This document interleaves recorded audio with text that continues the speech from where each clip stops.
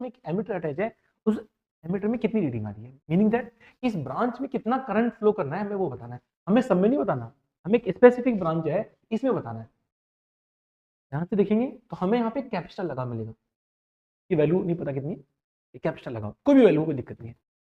अगर किसी भी सर्किट में, किसी भी आपके नेटवर्क में अगर कहीं भी कैपेसिटर अटैच है, इसका मतलब है कि कैपेसिटर फुली चार्ज होने के बाद में उसका कोई मतलब नहीं बनता आपके सर्किट। देखो जब ये फुली चार्ज हो जाएगा हम इसको यहाँ से हटा देंगे, इसका कोई मतलब नहीं है। इसके बाद में देखो अगर हम इसको यहाँ से रिमूव करते हैं, देखो हम अगर इसको हम यहाँ से रिमूव करते हैं तो आप देखोगे कि आपके पास में जो सर्किट दिख रहा है वो बहुत ही ईजी सर्किट है, बहुत ईजी है।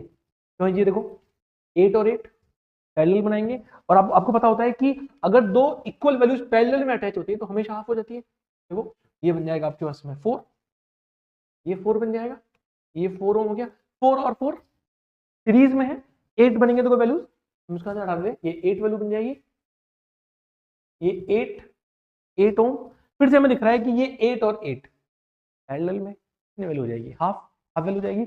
अब आपको ये दिख गया यहाँ से सर्किट में, या आपको ये क्लियरली विजिबल है कि हमारे पास में आर इक्विवेलेंट की वैल्यू कितनी बन के आएगी, ये 4 बन गया, 4 ओम, आप देखो ये बन गया आपके पास में आर इक्विवेलेंट की वैल्यू बन जाएगी 10, 4 और 6 10, देखो 10 बन गया, और वोल्टेज कितना है 10 वोल्ट है।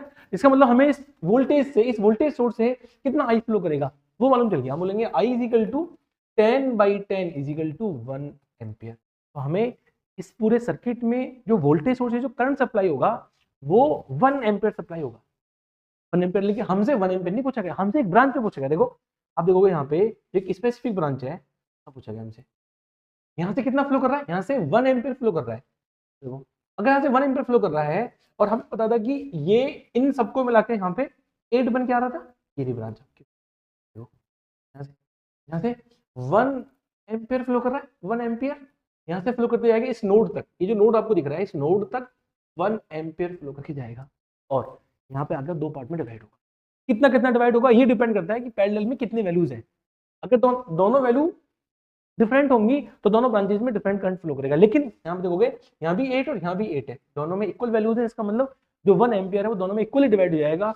तो इस ब्रांच में 0.5 एम्पियर और इस ब्रांच में भी 0.5 एम्पियर, इसका मतलब ये जो एमीटर है इसमें जो रीडिंग मिलेगी आपको वो 0.5 एम्पियर। आप ऑप्शन चेक करेंगे तो ऑप्शन बी सही होगा।